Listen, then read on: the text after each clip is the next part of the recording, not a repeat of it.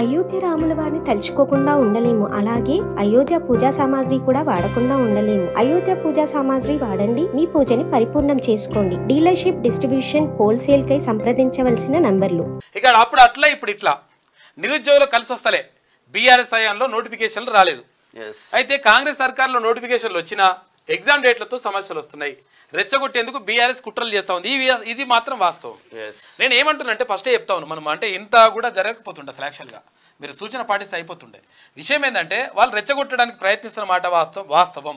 ఏది BRS party వాళ్ళు. కాబట్టి అటువంటి అవకాశం ఎందుకు ఇవ్వాలంటున్నాను నేను. ఎవరికో ఎందుకో క్రెడిట్ ఎట్లా పోతుంది. నోటిఫికేషన్ లేచిండ్రు కాబట్టి క్రెడిట్ ప్రభుత్వానికే ఉంటుంది. కాబట్టి దీనిపైన నిర్ణయం 100% తీసుకోవాలి. ఇవాళ ఎట్టి పరిస్థితుల్లో ఈ ఆర్టికల్ బీ టికెట్ అనేది పక్కకు పెట్టుండ్రి, పెట్టేసి ఇక్కడ 2 నెలల సమయం అండి. సమయం 100% ఇవ్వాలి. 3 నెలలు ఇస్తే పోయేదే. ఇక ఎగ్జామ్ డేట్లతో సమస్య రెచ్చగొట్టేందుకు బీఆర్ఎస్ కుట్రలు చేస్తూ ఉంది. అపోహలు సృష్టించి అమాయకుల్ని ట్రాప్లో పడేలా యత్నం చేస్తూ ఉంది. ఇరకట్టంలో నిరుద్యోగులు పడిపోతా ఉన్నారు. తెలంగాణలో నిరుద్యోగులకు సరికొత్త టెన్షన్ మొదలైంది. గత బీఆర్ఎస్ సర్కార్ హయాంలో 10 ఏళ్ల పాటు నోటిఫికేషన్లు లేక, ఉద్యోగాలు రాక యువత పడిన నరక యాతన అంతా ఇంత కాదు. కానీ కాంగ్రెస్ సర్కార్ వచ్చాక తెలంగాణలో ఊహించని మార్పులు చోటు చేసుకున్నాయి. ప్రధానంగా ప్రభుత్వ ఉద్యోగాలు నోటిఫికేషన్ల విషయంలో కీలక నిర్ణయాలు కాంగ్రెస్ సర్కార్ తీసుకుంది. ఎన్నికల్లో ఇచ్చిన హామీలో భాగంగా పెద్ద ఎత్తున ఉద్యోగాలను భర్తీ చేసింది. కాంగ్రెస్ అధికారంలోకి వచ్చిన కొద్ది రోజుల్లోనే దాదాపు 30,000కు పైగా ప్రభుత్వ ఉద్యోగాలను భర్తీ చేసింది.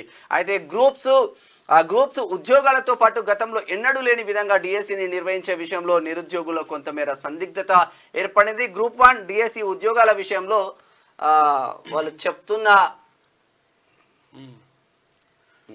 నిరుద్యోగుల నుంచి కొంత వ్యతిరేకత ఎదురవుతుంది. ఈ క్రమంలోనే పలు సందర్భాల్లో నిరుద్యోగులు ధర్నాలు, ఆందోళనకు దిగిన సంగతి తెలిసిందే. అయితే వాస్తవానికి గత 10 ఏళ్లలో బీఆర్ఎస్ సర్కార్ ఒక్క ఉద్యోగం ఇవ్వలేకపోయింది. అంటే ఇక్కడ కొన్ని నోటిఫికేషన్లకు సంబంధించి.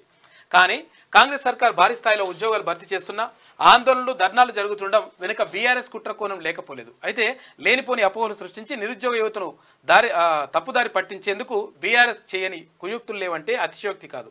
నిజానికి నిరుద్యోగుల వాదనలో కొంతమేర నిజం లేకపోలేదు. ఎందుకంటే కానీ దాన్ని క్యాచ్ చేసుకుని బీఆర్ఎస్ తప్పుడు సంకేతాలతో రెచ్చగొట్టడం గమనార్హం. నాడు ఉద్యోగాలు ఇవ్వకుండా మోసం చేసిన బీఆర్ఎస్ ఇవాళ నిరుద్యోగుల పక్షాన దొంగ నాటకం, దొంగ పోరాటం చేయడం అనేది నిజంగా చర్చనీయాంశంగా మారింది. ఎగ్జామ్ వాయిదా వేయాలని చెప్పేసి ఇది వాస్తవానికి ఎవరు చేసిందో కాదు, వాళ్ళు చేస్తున్నారు. వాళ్ళు క్యాచ్ చేసుకునే ప్రయత్నం చేస్తున్నారు. క్యాచ్ చేసుకోవద్దు అంటే మీరు నిర్ణయం. రాజకీయ పార్టీ రాజకీయమే చేస్తుంది అనుకోండి. వాస్తవానికి జూలై 7న గ్రూప్ 1 ప్రిలిమ్స్ ఫలితాలు వెలువడ్డాయి. అయితే గ్రూప్ 1 పరీక్షకు హాజరైన అభ్యర్థుల నుంచి మెయిన్స్ పరీక్షకు 1:100 నిష్పత్తిలో ఎంపిక చేయాలని అభ్యర్థులు డిమాండ్ చేశారు. ఎన్నికల సమయంలో కాంగ్రెస్ ఈ మేరకు హామీలు ఇచ్చిందని నిరుద్యోగులు చెప్తున్నారు. ఈ క్రమంలోనే రాష్ట్ర వ్యాప్తంగా ఆందోళన చేపట్టారు. అయితే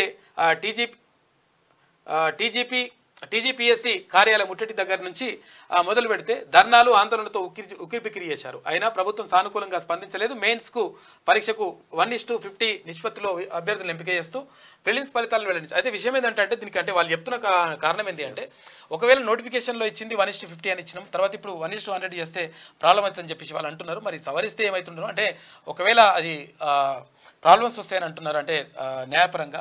అందుకని అట్లా చేసినామని చెప్తా ఉన్నారు. కానీ మరి 100 చేస్తే బాగుండేది కొంచెం. వీళ్ళకైతే తర్వాత ఇక్కడ ఉద్యోగాల భర్తీపై రేవంత్ సర్కార్ ఫోకస్ పెడతా ఉంది. 100% మేము జాబ్ క్యాలెండర్ కూడా రిలీజ్ చేస్తామని చెప్తా ఉంది. గ్రూప్ 2కు సంబంధించి కానీ తర్వాత ఇక్కడ డిఎస్సికి సంబంధించి కానీ వాయిదా వేయాలని చెప్పేసి వాళ్ళు కోరుతా ఉన్నారు. వాళ్ళతో ఒకసారి మాట్లాడండి.